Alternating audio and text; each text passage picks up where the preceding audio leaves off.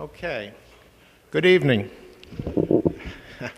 On behalf of the Walter Martin Center and the Economics Department, I would like to invite and welcome everybody to the 2009 Heisler Business Ethics Lecture. Is this on? Yeah. Tonight's topic seems to be rather appropriate. Recent major frauds and business oversight. When you consider the situation of Madoff and some of the other things hitting the press, topic couldn't be more appropriate. So I'm looking forward very much to hearing from tonight's speaker, Mark Morze, and what I would like to do is introduce Yank Heisler, who will formally introduce Mark. And Yank is part of the family of the Heisler family that endowed this lecture series, and it's just wonderful to have you and be part of the today's special occasion. So why don't I turn it over to you? Thanks, John. Thank you.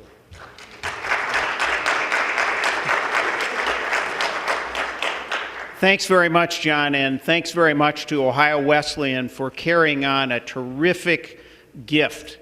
My Uncle Jim was a fantastic gentleman. He was a businessman who was only able to be at Ohio Wesleyan for 2 of the 4 years, called back because of a family business environment that he was in, and always cherished those 2 wonderful years that he had at Ohio Wesleyan. Thankfully, my father and then another uncle came to Wesleyan also and had a chance to graduate a little bit further along in time. Jim Heisler was an ethical man, as you might have guessed from this lecture topic. To his last breath in 2005, he always asked about this particular series because this particular gift meant so much to him. He was never able to be here, though.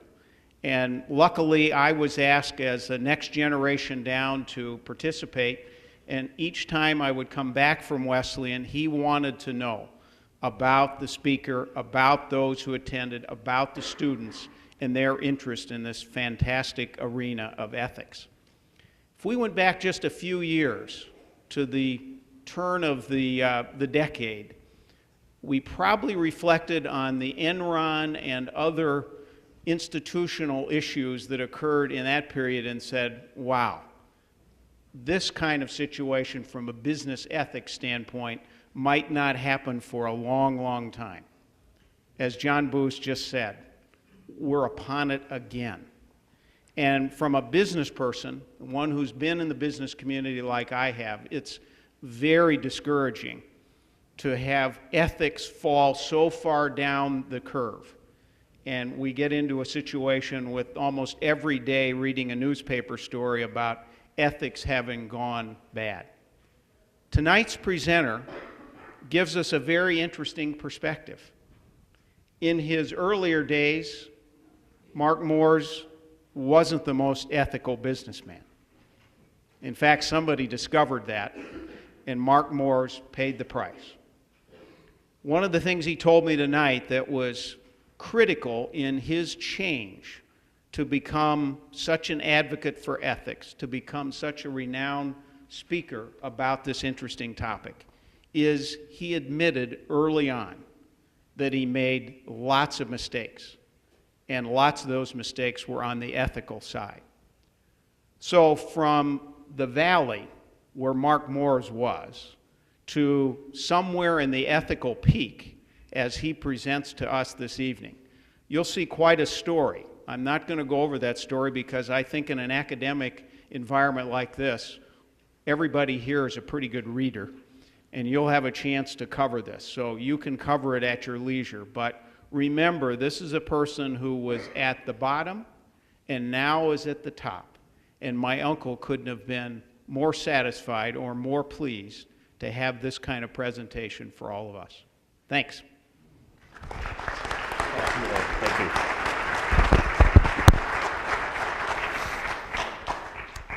It always fascinates me when I get a round of applause because I spent 53 months in prison And to be very blunt, I'm not a very good guy.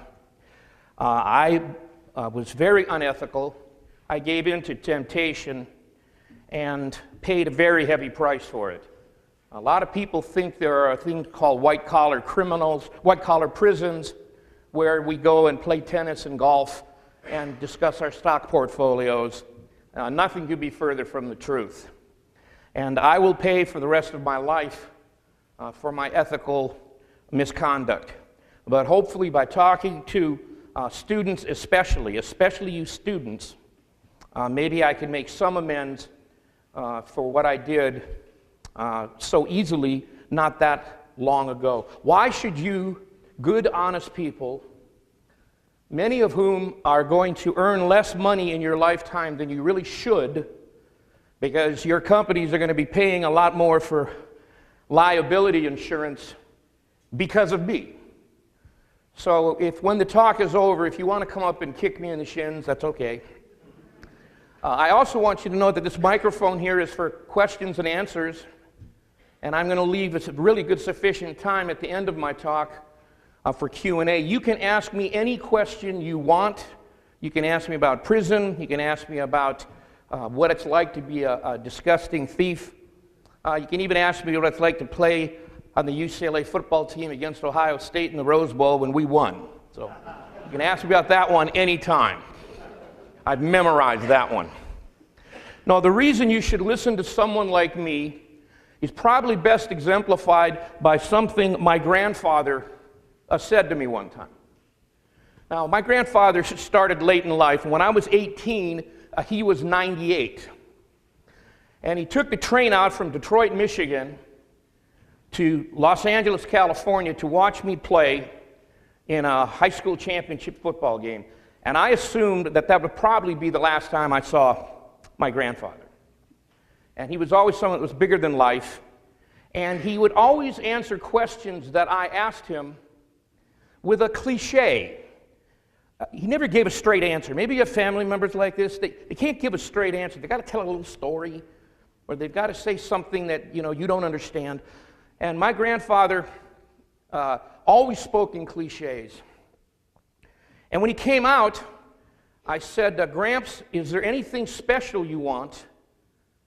I didn't say this, but I thought, since I'm probably not going to see you again. And he said to me in that inimitable gruff voice that he had, he goes, well, Mark, he goes, I started smoking a corncob pipe a couple of years after the Civil War. He had friends that fought in the Civil War. And he said, I started when I was like 8 years old, and I've had a cigar every day of my life through my adulthood. Up until a year ago when the doctor said, you got to stop, because you might die.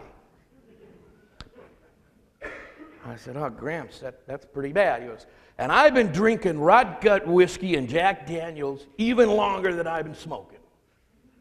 But I had to give it up because I might die. He said, but Mark, there's one thing I really would like to do before I die.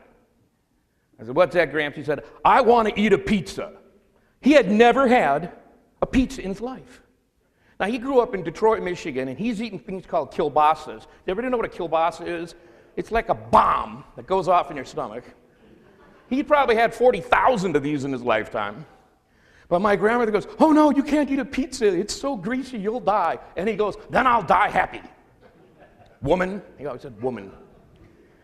And I said, Gramps, do you have any advice for tonight's football game? Well, before I asked him that, I went and got him a pizza. And I said, what do you want on it? And I thought, you don't know what you want on it. You never had one. So I got everything.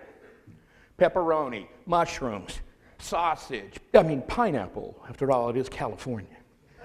And he looked at it with a twinkle in his eye. He looked at me, and the whole family's watching. And he says, Mark, I have one question. I go, what's that, Gramps? He goes, do I eat it or did I eat it? And I went, you're still sharp, Gramps, still sharp. And I said, do you have any advice for tonight's game? And he said, dance with the girl you brung. And I went, what the hell does that mean? But for you youngsters, you don't know, some of you oldsters don't know, But that means stick with what got you here. If you threw the ball well all season, throw the ball. If you ran the ball, run the ball. In my case, if you drop the ball, drop the ball. But he said, stick with what got you here, and you have a chance of winning. And that was his cliche for that day. And if he were here tonight, looking at you, he would look very old, and he would say to you, if you want to build a better hen house, ask a fox. And I'm the fox. I'm one of the handful of people that has lectured at the FBI Academy. As I mentioned earlier to some people, one of my other fellow criminals also lectured at the FBI Academy.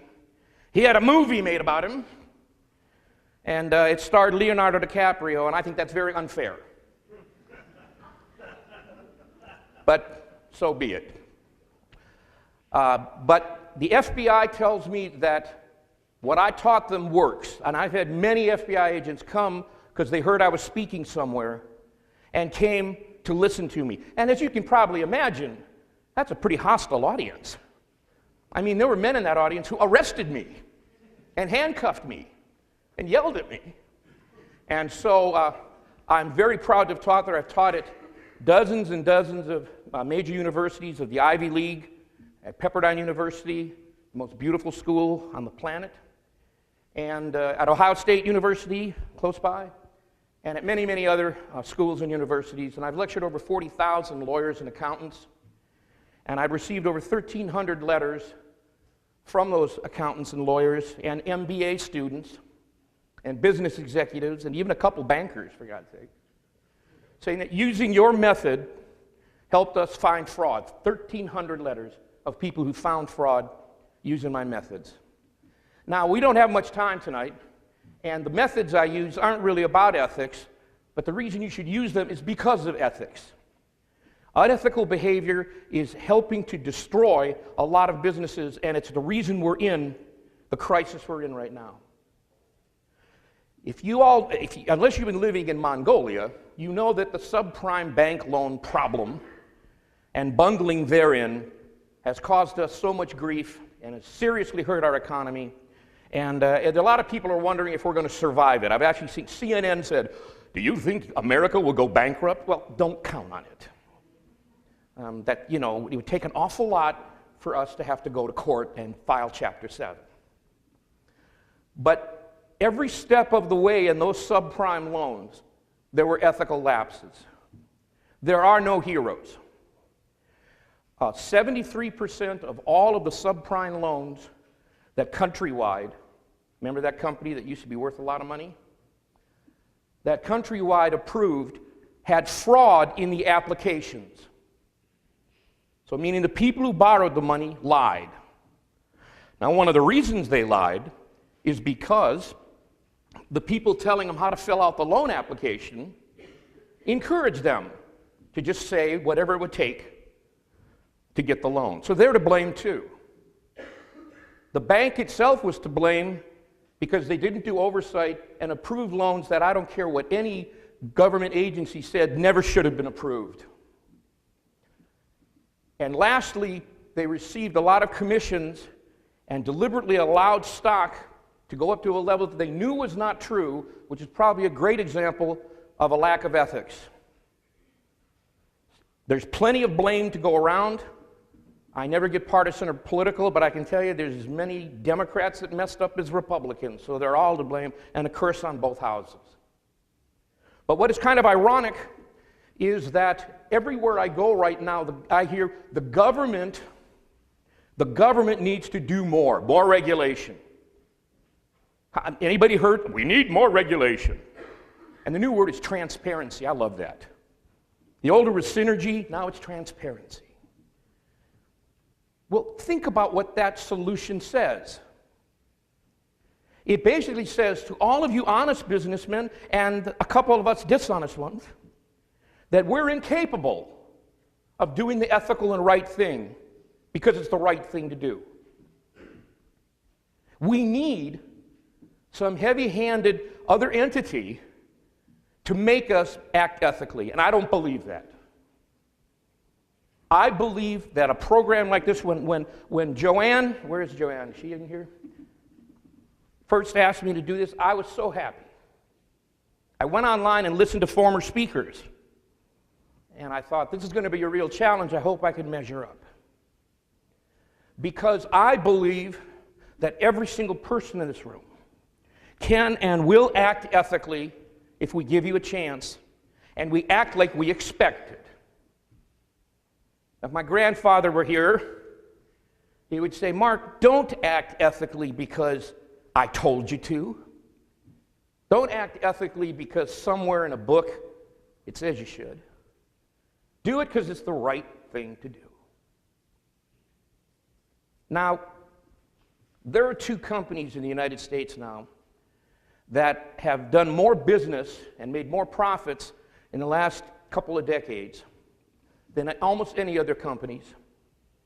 And they did it because when called into the biggest single challenge of their lives, they opted to do the ethical thing over profit. Now, they're called Tylenol, Johnson & Johnson, and one of them, it's almost silly, is Harrah's gambling casinos. Johnson & Johnson, when we had a Tylenol scare, said, I don't care what it costs, we are taking every bottle off the shelves. They invented the safety cap long before the government told them to. They stuffed the bottle with that cotton so you can never get it out, but that's another problem. And they made those safety caps so safe, I have to get my 7-year-old nephew to open the bottle because I can't do it. That cost them hundreds of millions, probably billions of dollars. And now you talk to every hospital administrator in America, and they say, oh, we only use Tylenol. It's not even the cheapest pill at all. But they said, we do that because when called to the fray, Johnson & Johnson stepped up and said, to heck with profits, let's do the right thing. Now, my other almost silly example of a gambling casino is that the CEO of Harrah's said, you know what? If we discover that we extended too much credit to somebody who's an addict and they lose a lot of money, we're going to forgive the debt and send them home.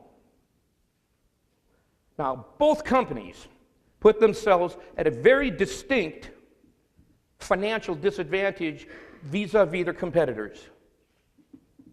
But both of them did the right thing. And now they reap the benefits for it.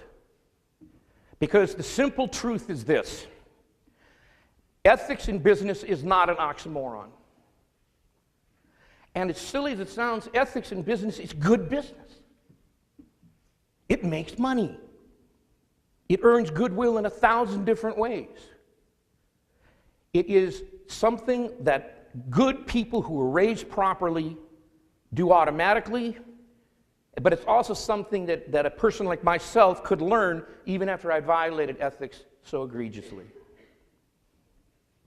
I got investment banks to commit over $4 billion to a company that virtually didn't even exist, that I'd helped fabricate and manufacture with forged documents, with lies and more lies and more lies.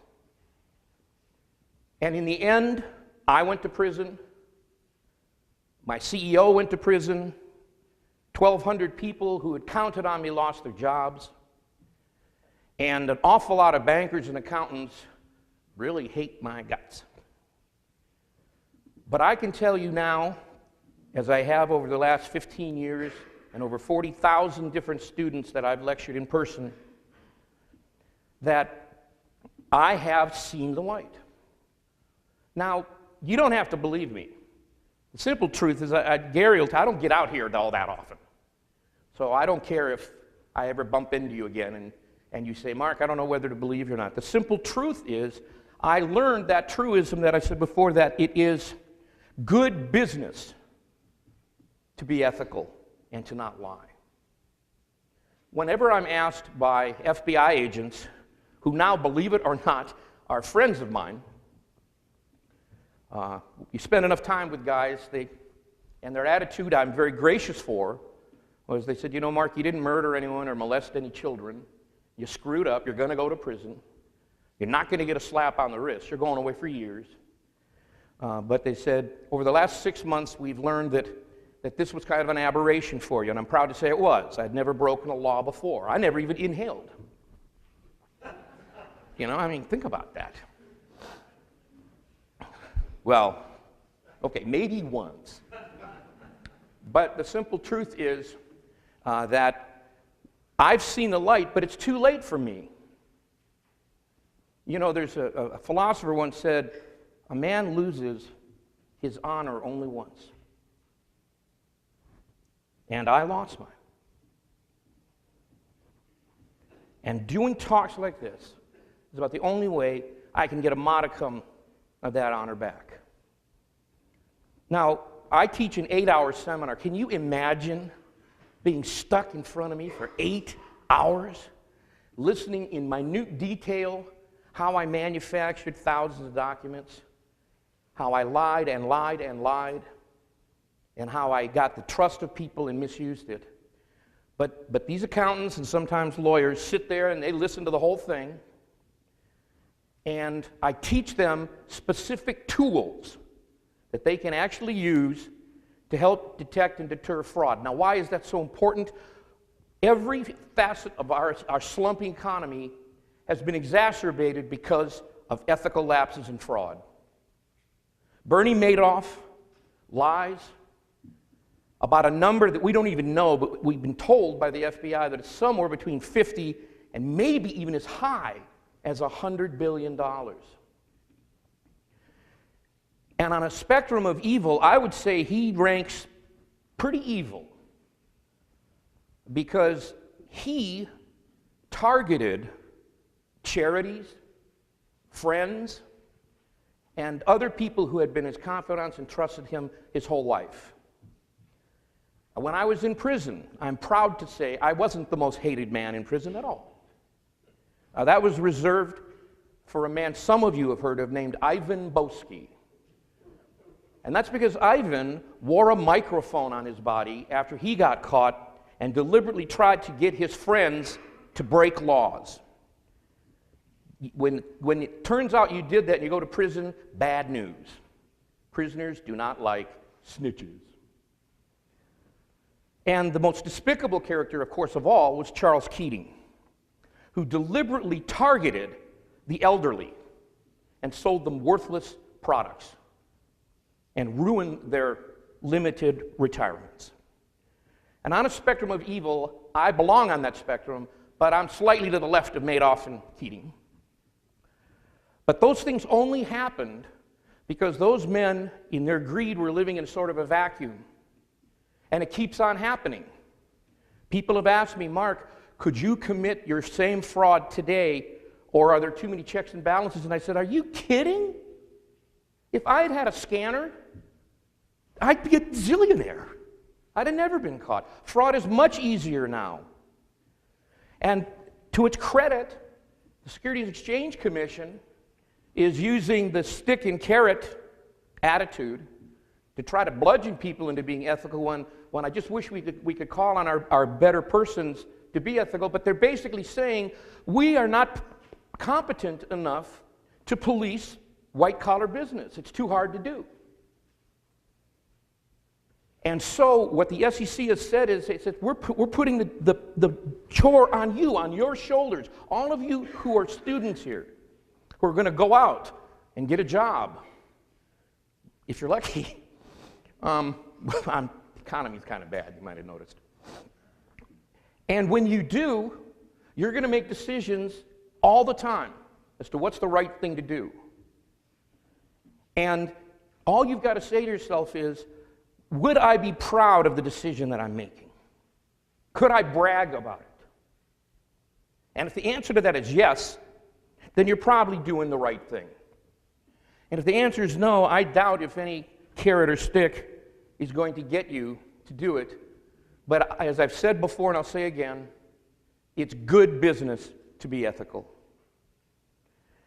Now, I used a lot of trickery and a lot of deceit to get good people just like you in this room to do things that you probably would not normally do. And I played on human frailty, like greed, like laziness, like pride and arrogance, to get people to let me push the limits as far as they would so that I could raise hundreds of millions of dollars, get commitments for billions, and aggrandize myself, get rich. And I was asked at dinner, what was it like to go from being worth about $90 million to being worth $0 overnight and being thrown into a prison where I personally witnessed many murders and rapes and attacks. And I said, it sucked. But I said, I brought this all upon myself. Because when I got the sign of temptation put up in front of me, I gave into it. But what's even worse is as I look back on those times and decisions, and I can tell you at least one thing, with all the money I had and all the cars and all the power and all the material objects, I wasn't happy. I wasn't happy because I hadn't earned it. And I had an epiphany in prison, which happens a lot.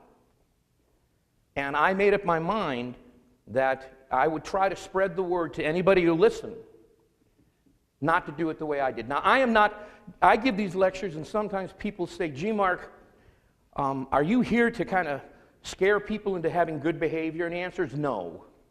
I don't believe there's one person in this room who's going to commit a crime and get in trouble. But I can tell you this, if a fraud happens near you, or on your watch, or in your company, or in your firm, or at your university, or at your church, the stain of that will stain every single one of you.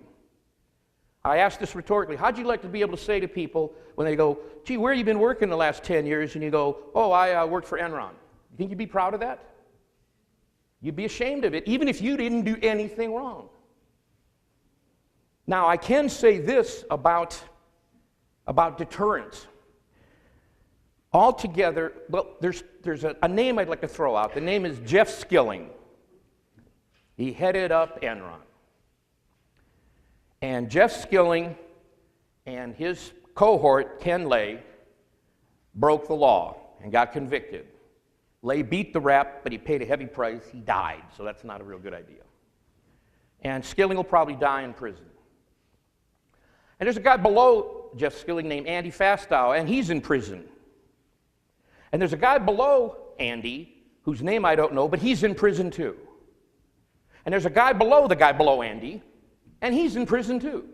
And there's yet one more guy below the guy below Andy, and he's scared that he's going to go to prison. Now, I never say this to demean anybody. Some one of you in this audience could easily end up being the next billionaire who owns Google or something. But realistically, every single person in this school, whether you're in business, accounting, economics, liberal arts, could easily find yourself during your career as the guy below Andy. And you're going to be called on to make decisions on a daily basis that will affect you and literally could send you to prison, or worse, could ruin your reputation and maybe possibly ruin your life. And I can tell you this, when you go, if you were to ever go to prison, the odds of you staying married, if you're married, are less than 5% if you only serve 2 years. So if you have a family and people that you love, don't do it. If you have to look at a situation and say, I'm torn between whether or not I should do this or not, you know what? Don't do it. Always take the moral high ground, even if nobody's watching. Don't cheat on an exam just because nobody's watching. Now, it sounds a lot like I'm just being a kind of a preacher. And I haven't talked very much about what is really my lifeblood, which is accounting minutia and business minutia and reporting minutia, because I don't think that's apropos for the topic. I could easily teach anyone in this room the techniques that I have, and they would find fraud. Some of the advice that I will give people is when you're asking the right questions, of something you find suspicious and wonder if you should be involved in it, you should always ask yourself, what is it I'm being asked to believe? What is it I'm being asked to react to? When I would tell people lies, people never questioned them. They were too busy trying to get ahead themselves. They weren't breaking the law, but they never put my feet to the fire. You know, almost humorously, I should tell you this. Do you know how often people who ask questions, people like yourself, will give the answer you want in the way you ask the question? And I depended on that because I needed people to tell me how to commit my fraud without being co-conspirators. I needed to manipulate people into a position where they would give me the answers that I had to have. I'll never forget one time I got caught in my fraud dead to rights. And what had happened is actually kind of ludicrous. Now, I spent over $40 million in checks when I was at a company called the ZZ Best Carpet Cleaning Company, which was the second largest stock fraud until 1988, and now it would be just a pimple, but back then it was, you know, the old line, $1 billion here, $1 billion there, and pretty soon you're talking real money. And when I wrote these checks, I always used them to buy a cashier's check. And one day, an auditor came up to me and he said, "Mark, we can't find the copy of the cashier's check, we can't find a copy of the canceled check, we can't find the copy of the check that you bought, and we can't finish the audit until we find it." And so, being arrogant and in a big hurry, I ran into my office and manufactured a forged check and took it to them and handed it to them and said, "Here it is." And the check was made out to a bank. But a few moments later, a senior partner of the accounting firm walked in, and he had the canceled check because they had found it. And it wasn't made out to the bank. So a check for $59,117 on the exact same day went to two different people. And my auditor looked at me, should have known he caught me dead out. But then, for whatever reason, he started to apologize for me to all of the other accountants in the room. He said, "You know, I've watched Mark in action, and he writes so many checks, and he rushes out to that bank, and he gets a list every day of the checks he has to get cashed. And maybe, Mark, is it possible that you accidentally made a duplicate payment on that day?" And I said, "That's exactly what happened." They had me dead to rights, and they let me off the hook. And then I said to the senior partner, "Do you know what that means? That means this guy, because he's sharp and realized my mistake, has just found me $57,000 that I had inadvertently diverted to someone else." And then I said, "I'm going to give this guy a bonus." And I started to write him a check for $5,000, and the senior partner came over to me and he said, Mark, because they talk like that. He said, "You don't need to give him a bonus. You see, he was only doing his job. Because you see, Mark, that's what auditors do." And with that, they turned and walked away, thinking, "I bet Mark won't complain about his bill this month." They had me dead. Well, I turned and walked away too, but I was kind of, And I immediately went to a local drugstore where I purchased some Depends undergarments with wings. I didn't know what wings were, but I figured I'd better get them. And it was an example of being caught dead to rights in a fraud and then somebody letting me off the hook. And that sort of thing happens again and again. So I often tell people in business, you have to ask the right questions to find out if a fraud is happening. And those questions are usually followed by a simple question, followed by a very accusatorial question. Where someone would ask me a question, like they go, "Mark, how do you make these outrageous profits?" And I would give a simple answer. I'd go, "I buy low and sell high." That's a good answer. Buy low, sell high, okay. But they would never say the next backup question, which is, "Now wait a minute, Does everybody in your industry buy low and sell high? What magic thing do you know that nobody else knows? And if I go call 50 of your competitors, are they going to agree that, oh yes, you can make all this money by simply buying low and selling high? And I'd have never been able to answer that question. But nobody cared enough to give me the scrutiny to put my feet to the fire. Everybody was so busy explaining away my own shortcomings that they allowed me to behave unethically. And when faced with that challenge, I chose greed and avarice instead of doing the right thing. And that happens not just to accountants, even though that's who I talk to the most. It happens to everyone in business that I've ever known. People give answers when they should listen. People don't ask the tough questions. People accept bad answers when they get them. The formula for finding fraud is one that is so simple it's almost laughable. You know how you find fraud, all of you, for the rest of your life? You look for it. Duh. But you'd be surprised how many people don't bother to look for it. They will accept on face value almost any explanation or documentation. I can tell you that because I was in the front lines. I can tell you that because I don't like theory anymore. I like real cold hard facts, and mine are cold hard facts. I did it, and it was evil and wrong.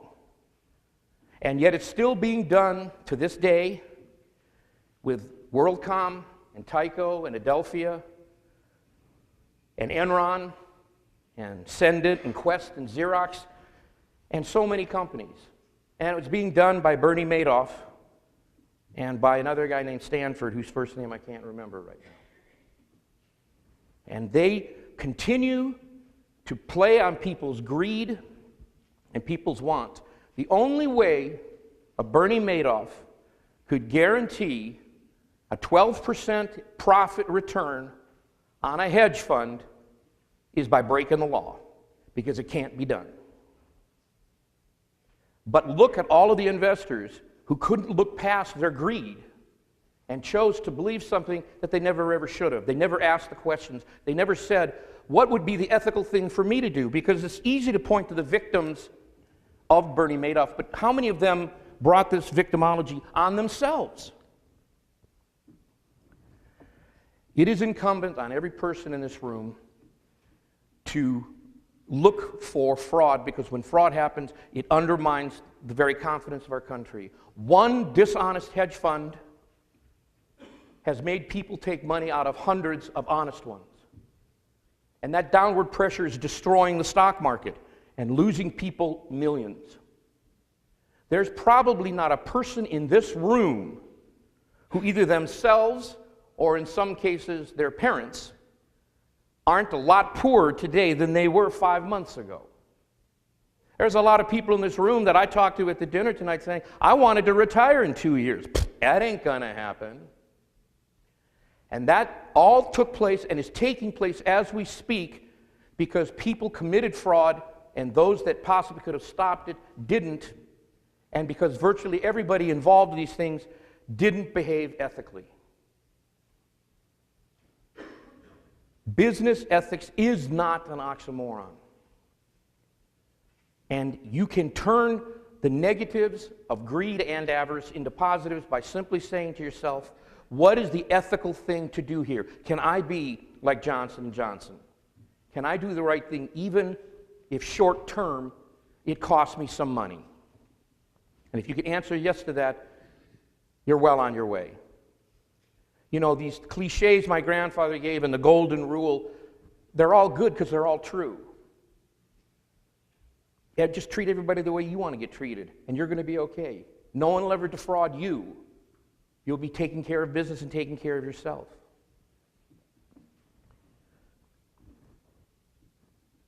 I think that a forum like this can be one of those epiphanies for some people. You can sit there and say, this ridiculous talk by this former criminal made me stop and think about something. Made me think that when the teacher leaves the room, do I ever cheat? Make me think, do I ever, speed when I'm driving and rationalize it away? when the cashier gives you the wrong change for a 20 and you only gave her a 10, do you bring it to their attention? Because if every person can answer in the affirmative to those, then you can conquer the world. You can do anything. If you can't answer yes to that, you've got to ask yourself why. If you have to have the government intervene to force you to act ethically, then you're in trouble. I have been speaking like this for 15 or 16 years now, and I hope to keep on doing it for a great long time. And when I was in prison, so many of my stories begin with, when I was in prison. I can't stand it. But when I was in prison, I joined the Toastmasters Club. I jokingly say it was a good club for prison because we had a very captive audience. And I enjoyed it tremendously. Prison is one big bore. Everyone has to work 8 hours a day. There's no television sets. And you get paid 7 cents an hour. So prison, bad place. But the Toastmasters Club gave me some place to go, and I joined that club. And I was fortunate enough to actually become the national champion speaker in 1993. And I was going to go to the international championships, but the warden didn't think it would look good having me in shackles. It's hard to make gestures when you're wearing handcuffs. You might want to write that down somewhere. And they taught me something in Toastmasters that I'll pass on to you.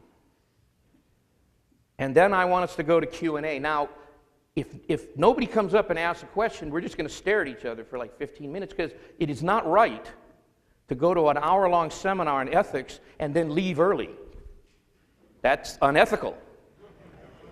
So if you don't come up and ask me a question, I'll just tell old football stories. But at Toastmasters, they taught me something. They said, whenever you give a talk to an audience, never thank the audience. Their logic said the audience should thank you. But I break that rule every time I talk. I truly mean it. I thank you very much for such a good turnout and for listening. So thank you. And now if there's any questions at all, please step up to the mic.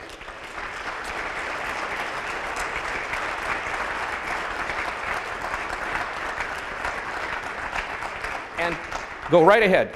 Go right up to the mic. Question. I'm an attorney. I do a lot of criminal law. I've got some clients who have engaged in white-collar crime. I'm an attorney. I've got some clients who have engaged in white-collar crime, have gotten caught. Typically, as part of the sentence, there's an order of restitution. And my question to you is, was there an order of restitution in your case? What was it? And where are you on making restitution? Because it would seem to me an ethical thing to do would be make restitution. Excellent question. I hope everybody heard it. I was fortunate, or unfortunate, during the time of my crime to have made a significant amount of money legally, almost $30 million. And what the federal government did, because I turned myself in, took full responsibility for what I did, they took every cent I made illegally, of course, and they simply said that every penny you made legally, we're going to take two, and that's going to be your restitution. And that is a wonderful thing for someone like me, because most of you don't know this. Why would you? But if you have an order of restitution, when you leave prison, you owe that money, and you can owe it for life. And once you get out of prison, if your restitution is $25 million, you're never going to pay that off. And so what happens is for the rest of your working life, your paycheck doesn't come to you. It goes to the probation department in the federal government, and they give you an allowance. And the total never gets smaller because you can't even pay the interest. So when my attorney said, don't worry about them taking all your money, he said, they're going to take it anyway. And what they don't take, you're going to lose in civil judgments anyway. But he said, you know how to make money, and you'll make money again. And he said, you're really getting a break. And my co-defendant got out of prison owing about $30 million in restitution that he will never remotely come close to paying. And that cloud will hang over his head forever. but I did have restitution, and they literally took every penny I had. Now, I've had some people ask me, they said, well, didn't you hide some money? And I always say to them, what, like I'm going to tell you? Yeah, it's in my garage. Oops, you know, so no, I didn't hide any money, and I wouldn't tell you if I did. But excellent question. And I should also point this out, and this is not to embarrass you. I swear to you on a Bible it's not. One of my favorite stories about prison was I was with a very famous arbiter juror named Ivan Boski that I mentioned before. And he and I were talking one time, and I asked him when he did something that was rather stupid, I said, why didn't you get an opinion of counsel so you could rely on that and not get in as much trouble as you did? And he said, I don't know. He goes, let's ask my lawyer. He's right over here. So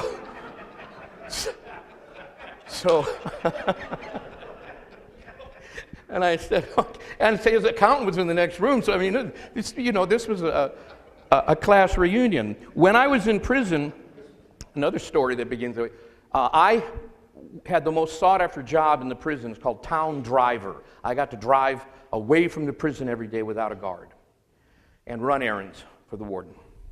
And as a perk, he let me pick all my own cellmates. And there were 8 men in my cell that I got to handpick. And listen to this cell. We had a federal judge. We had a state judge. We had a thoracic surgeon. We had a lawyer, no offense, but every room gets a lawyer. We had a businessman, we had myself, and we had a methamphetamine cook that we had for diversity. And this guy had done so much aluminum chloride that his skin was blue. And we called him our sanity barometer, because we would have some pretty good conversations in that room. We figured we could run any corporation in the world with that room. Later, we got our own congressman. How's that? We lost a meth cook and stepped down and got a congressman. But the meth cook said to me in his own inimitable, beautiful voice, I don't understand what you guys are talking about. And as long as he didn't understand what we were talking about, we knew we were okay. So that's my story of my very diverse jail cell. Are there any other questions? Anything at all? Anything from anybody?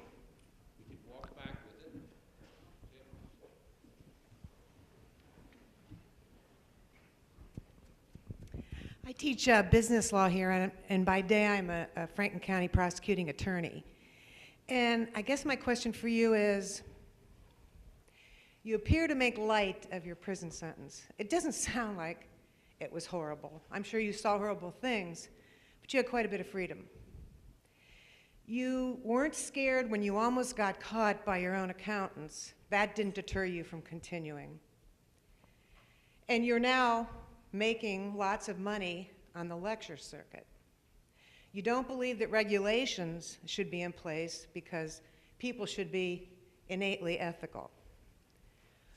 What do you think, in light of everything that's gone on since you committed your crime and what continues to go on today, what is to deter these young people from doing what you did?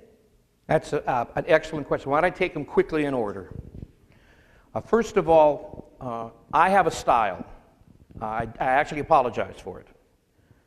This is my third talk today, and sometimes I forget what I've already said to the other groups. So I can assure you that I think I was properly hard on myself, as I completely deserve to be. I don't want to dwell on the prison stories, but it is a myth that there are white-collar prisons, and it is a myth that the minimum security prisons are a camp fluffy. The first day I got to prison, I had 3 death threats, and I was almost killed 4 times. I witnessed 4 murders that happened right in front of me, and so many rapes, it's hard to count. And when somebody's getting raped in the cafeteria, you just ignore it. You don't go over and butt in on it. Prison, I was in a maximum security prison for a short time, a medium security prison for 17 months, and a minimum security for the balance of my 53 months. And despite my levity, it was hell on earth a lot of the time. But when I got to prison, because I was the only, no, I got to tell you something. Out of the 400 white-collar inmates I did time with, I was the only guilty guy there. Everybody's innocent. Just ask them. And what I told Yank is the truth. I turned myself in and said, I did it, and I deserve whatever jail time that I get. But because of the style that I have, it sounds like sometimes I take things too lightly, and I deeply apologize for that. But I think what I was talking about is, it isn't that I'm opposed to regulation. In fact, I'm totally in favor of more regulation. But I look at it this way. The most regulated industry in America is medical. The second most regulated is banking. And those regulations didn't work. So stupidity is to continue doing something that doesn't work. So my solution is simply this to you, and very respectfully I mean this. Come up with new regulations. Come up with them tomorrow, and I'll salute them. But make sure that those regulations do what you want to do, because don't forget, we're in this mess because Enron and the subprime bank loan people use government-mandated accounting methods called mark-to-market to get us in this mess. It was a government regulation, it's silly, that helped fuel the fire that got us in this mess. So I'm totally in favor of regulation, as long as it's the right regulation. And lastly, I really mean this. I think that if we have to use a kind of harsh deterrence to get people to do the right thing, I think that's a mistake. And that's why I talk to groups, because I want to reach for their better hearts and say to them, why don't you do the right thing, not because somebody holds a gun to your head. So I hope that answers some of the question, and I hope it was satisfactory. And you're the closest I've been to a prosecutor in a long time. So please forgive me if I seemed a little nervous. Any last question or two? Anything at all? For these undergraduates, let's put them ahead 4, 5, 7 years after they're out of here. They're doing well. They're the guy below the guy in the middle, as you indicated. I think you're sharp. Look for fraud. Keep your eyes and ears open. You see something, this person here amongst us sees something, can identify this, ask some tough questions. All right, what do you say to that person? Where and how high should he or she go? Just 1 step up? 2 steps up? How should that person, speaking to these young people getting into business, into anything else, make the next move? How do you move? Please, if you could think of that. Okay, what I would like to say is one regulation that I would love to see newly defined and better enforced is the regulation to protect whistleblowers. The way the law reads now, you're supposed to have, every corporation is supposed to have a blind ombudsman type system whereby a person who suspects that they're being asked to do something fraudulent or think they see something fraudulent could report it. But companies are very lax about it. If there's one regulation we should pass tomorrow, is that there be a total way to find a way to ban reprisal. Because I guarantee you people at Enron who didn't get indicted saw stuff that made them suspicious. In my particular crime, on the work papers that the accountants did, where they hand wrote stuff in the margins as they were doing the work, they asked all the right questions. They didn't ask them of me, they asked them of each other. Why does Mark do this? How can we let him get it? What's going on here? But they were afraid. They didn't want to go to their bosses and say, we think Mark might be doing something wrong. Because then maybe I would have fired the accountants and they'd lose a $3 million account. And nobody wants to lose a $3 million account. What I will say is this. I've had 6 students from Pepperdine who all quit their jobs, and these were very, very high-paying jobs, because they were asked to do something that they felt compromised them. In all 5 cases, their bosses or CFOs got indicted. So if someone were to say, how high should I go? I go, if there's a protection there, as high as you can reach. But if there isn't, you have to at least report it, because as the lawyers will tell you, if you're aware of a felony in business, you must report it. Otherwise, you're aiding and abetting it or obstructing. So it's a harsh thing to be able to draw that line. It's a tough thing to be 5 years on a job and take on a CFO or CEO. But I guarantee you, do you think there's one person that worked for Arthur Andersen that doesn't wish in the deepest cockles of their heart that they hadn't told Enron to go drop dead and take their $100 million a year check? That company's gone. So I think if there's illegal companies and unethical companies are the ones that'll fire you. Honest people are never upset if you take an action that seems to question their veracity. It's only dishonest people. When someone asks to see your identification before you cash a check, do you get mad? You don't say, what, you don't trust me? Because you're honest. So that's what you have to, and you know what it takes? Courage. It takes a lot of courage, and hopefully that's one of the lessons you learn at a place like this. This has been a very enjoyable day for me. I started the day talking to undergrad accounting majors, something I've never done before. I then talked to kind of an eclectic group in the afternoon of only students, and now I'm talking to this really wonderful crowd, and you've been gracious and really nice to come out. I'm flattered and very, very happy. And if any of you have gleaned even one thing from today, even just one little thing, then I did my job. Once again, thank you so very much.